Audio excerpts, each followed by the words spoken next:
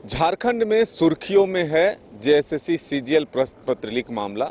अब तक जो है एसआईटी के जांच अधूरे हैं। कुछ लोगों की गिरफ्तारी जरूर हुई है। सदन तक जो है यह मामला गरमाया हुआ है। हमारे साथ मौजूद हैं छात्र नेता जो कि सबसे पहले इस मामले को सामने लाए, विरोध किए और बाय नेम्ड जो है एफआईआर भी इनके ऊपर हुआ। देवेंद्र जी, ये जो मामला एसआईटी के पास है, क्या भरोसा है कि एसआईटी सही निष्कर्ष तक पहुंच पाएगी? जी बिल्कुल, भरोसा हम पूर्ण रूप से नहीं कर सकते हैं। इसका तर्क ये है, चूँकि अभी तक जितने भी एसआईटी के माध्यम से जितने भी नाम उजागर हुआ है और जो गिरफ्तार हुआ है, सारे सरकार के आदमी हैं। और एक तरफ सरकार ही इस पेपर लीक को कराने में शामिल है और दूसरी तरफ पेपर लीक करने वालों को सरकार ही पकड़ने जा रही है। तो कैसे ये हो सकता है कि सरकार पेपर लीक कराए और सरकार उसको पकड़ने भी जाए? तो कहीं ना कहीं बड़ी चालाकी से असली मगरमच्छ को और असली मास्टरमाइंड को कायदे से बचा लिया जाएगा, ऐसा हमको पूर्ण रूप से अंदेशा है। क्योंकि आज पेपर लीक किया हुआ, साबित किया हुआ जो है कि हम लोग का आंदोलन का आज 24 दिन बीत गया। अभी तक एसआईटी कमेटी जो है कि प्रेस कॉन्फ्रेंस करके इस बात का उजागर नहीं कि ठोस रूप से क्या क्या सबूत मिला है और किसके किसके पास क्या क्या साक्ष्य मिला है और कौन कौन कहाँ कहाँ क्या क्या इस पर संलिप्त है। इसका बिंदुवार मीडिया के माध्यम से सार्वजनिक तौर पे नहीं किया गया, जबकि 24 दिन बहुत ज़्यादा दिन होता है। जबकि इस बात का साबित हो चुका है और चेयरमैन साहब ने भी इस्तीफा दे चुके हैं। और हम आपके चैनल के माध्यम से उस दिन भी कहे थे कि पहले दिन हम कहे हैं कि मेरे हाथ ठोस सबूत है जिसका सारा साक्ष्य जो है कि हम महामहिम राज्यपाल जी को हम सौंपेंगे।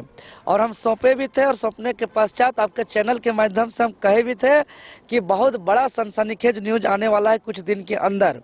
और वो 52 GB का जो CD, जो बहुत बड़ा साक्ष्य, और आज उसी का असर देखे कि जो रिजाइन हुआ, रिजाइन के बाद जो है कि राज्यपाल के ही आदेश से तत्काल में जो है कि चेयरमैन का प्रभार में दिया गया, वो राज्यपाल जी का आदेश में ही दिया है। तो सीधे तौर पर हम एक बहुत बड़ा जानकारी आपके चैनल के माध्यम से हम देना चाह रहे हैं। जो रिजाइन दिया गया है, इस्तीफा दिया गया है, और उसमें कहा गया है कि ये व्यक्तिगत कारण है। ऐसा नहीं है महोदय, कोई व्यक्तिगत कारण नहीं हो सकता है। हम एकदम बहुत ही जिम्मेदारी पूर्ण कर रहे हैं कि अध्यक्ष पद के लिए बैठने के लिए एक समय ऐसा था कि बहुत बड़ा रकम दिया जाता था, लेकिन हम लोग का आंदोलन के परिणाम स्वरूप अभी ऐसा वक्त आ गया है कि किसी को बैठाना चाह रहा है तो बैठना नहीं चाह रहा है। बहुत ऐसे अधिकारी पदाधिकारी लिखित रूप से जो है कि आपको दे चुके हैं ट्रांसफ़र के लिए कि हम जेएसएससी में कार्य करना नहीं चाहते हैं। तो कहीं ना कहीं जो चोरी और जो लूट जो चल रहा था जेएसएससी की तरफ से, उसको हम लोग रोकने का काम किए, जिसके कारण वहाँ कार्य करने के लिए भी जो है कि इधर उधर जाना चाह रहे हैं। अभी चैनल के माध्यम से एक बहुत बड़ा न्यूज देखे कि जेएसएससी के कर्मचारी पर एसआईटी कमेटी जो है कि उस पर दुर्व्यवहार भी किया गया है, उस पर जो है कि मारपीट किया गया है। अरे भाई, पूछताछ कर सकते हैं, लेकिन मारपीट करने का कहाँ से तात्पर्य है? इसीलिए असली चोर को बचा करके मारपीट करके कहीं ना कहीं किसी को मोहरा बनाने का प्रयास किया जा रहा है। इसीलिए एसआईटी से हम लोग का पूर्ण भरोसा नहीं है। और हम चूंकि जो ये चेयरमैन का इस्तीफा हुआ है, यह इस्तीफा उसको पूछा गया था कि आप स्वेच्छा से दे रहे हैं या नोटिस के साथ देना है, तो उन्होंने अपना ऑप्शन को चुना और स्वेच्छा से दिया। लेकिन अभी भी असली मगरमच्छ, सरगना का गिरोह और पेपर लीक का असली मास्टरमाइंड अभी भी एसआईटी के पकड़ से बाहर है। 24 दिन बीत चुका। इसीलिए जो है कि हम लोग को एसआईटी से पूर्ण भरोसा नहीं है, क्योंकि एसआईटी के टीम में जो जांच में है वो सारे के सारे जो अधिकारी हैं वो झारखंड सरकार के हैं, झारखंड सरकार के अधीन है। तो झारखंड सरकार के अधिकारियों के द्वारा, झारखंड सरकार के द्वारा पेपर लीक किया गया अधिकारियों को पूर्ण रूप से पकड़ेंगे और निष्पक्ष तरीके से जांच होगा, इसका भरोसा नहीं है। पहले छात्रों को डराने की कोशिश हुई, छात्रों पर एफआईआर हुए, फिर उसके बाद अचानक कोई कार्रवाई नहीं होती है, किसी छात्र की गिरफ्तारी नहीं होती है। कुछ लोग, विधानसभा के एक अधिकारी और उनके परिवार के लोग गिरफ्तार होते हैं, लेकिन फिर इसी बीच जो ये अध्यक्ष का इस्तीफा हो जाता है, ये क्या है? इसको किस रूप में देख रहे हैं? देखिए, जिस प्रकार 28 जनवरी को अभी तक का झारखंड का सबसे बड़ा प्रतियोगी परीक्षा हुआ। 10 सालों तक स्टूडेंट इंतजार किया, जिसमें 7.5 लाख स्टूडेंट फॉर्म भरा, 6,40,000 एडमिट कार्ड जारी हुआ। उसके बाद 24 जिला का अनुमंडल स्तर तक में एग्जामिनेशन सेंटर रहा और एग्ज़ाम से पूर्व ही हम लोग के हाथ में सबूत मिला तो हम लोग ने चरणबद्ध आंदोलन का ऐलान किया। 29 तारीख को पूरे प्रदेश में पुतला दहन किया, 30 तारीख को हम लोग ने कैंडल मार्च निकाला और 31 तारीख को जेएसएससी कार्यालय के समक्ष जो है कि महाघेराव किए। और उस दिन आंदोलन के दौरान ही जेएसएससी का ऑफिशियल वेबसाइट पर एक आधिकारिक सूचना जारी करते हुए 28 तारीख का परीक्षा को कैंसिल कर दिया गया और साथ ही साथ 4 फरवरी का एग्जाम को भी कैंसिल कर दिया गया। लेकिन जो छात्र पेपर लीक का उजागर किए, भ्रष्टाचार के खिलाफ आवाज़ बुलंद किए, वैसे टारगेटेड करके, जिसमें मेरे नेतृत्व पे आह्वान हुआ था और 15 नामजद समेत गंभीर गैर जमानती धारा लगाया गया नामकुम थाना में, जिसका कांड संख्या 46/2024 है।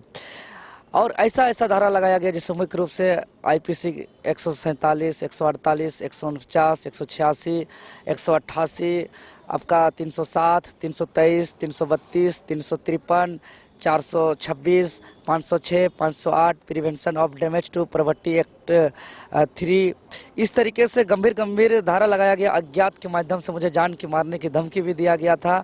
उसके बाद हमने प्रेस कॉन्फ्रेंस के माध्यम से कहा कि अगर पेपर लीक के खिलाफ आवाज़ उठाना गुनाह है, भ्रष्टाचार के खिलाफ आवाज़ उठाना संवैधानिक तरीके से गुनाह है, तो हम बेल लेकर के बचने के बजाय हम सरकार को न्योता दिए, आप लोग के चैनल के माध्यम से समय बताए, तिथि बताए और बापू वाटिका के समक्ष हम उपस्थित हुए कि आओ सरकार करो गिरफ्तार, तो गिरफ्तार नहीं कर पाया। इससे यही साबित होता है कि हम लोग निर्दोष हैं।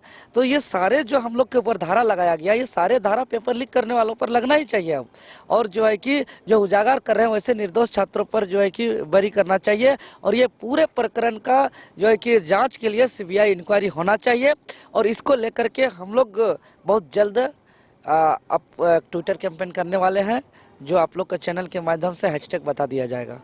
ये बताइएगा, अब जो सदन में भी ये कहा जा रहा है कि झारखंड ही एक अकेला राज्य नहीं है जहां प्रश्न पत्र लीक हुए, देश में कई राज्य हैं ऐसे प्रश्न पत्र लीक होते हैं, हमने एसआईटी बना दिया, भरोसा करना चाहिए। ये तो बड़ा शर्मनाक बयान है।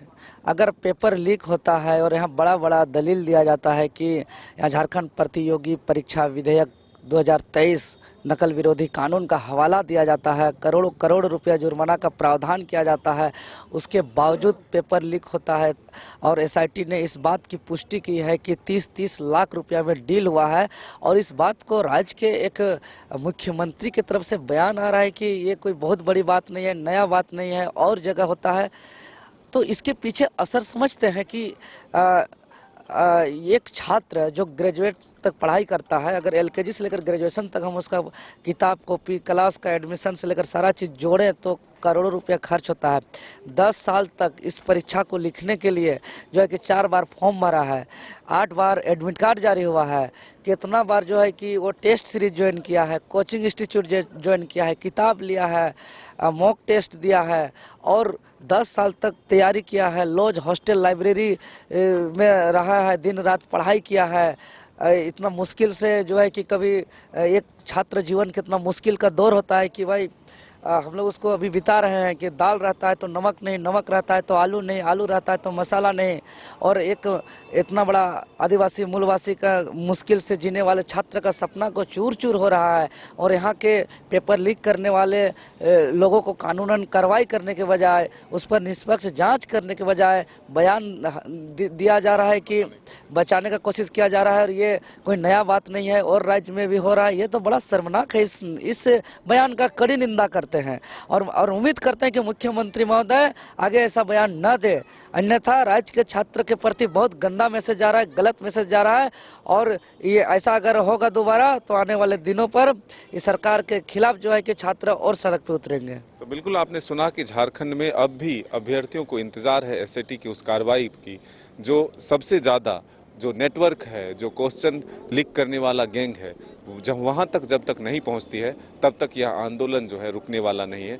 फिलहाल आंदोलन के स्वरूप को और बढ़ाने की कोशिश है। अपने सहयोगी राजबल्लभ के साथ Madan Singh, news bye scope, Ranchi.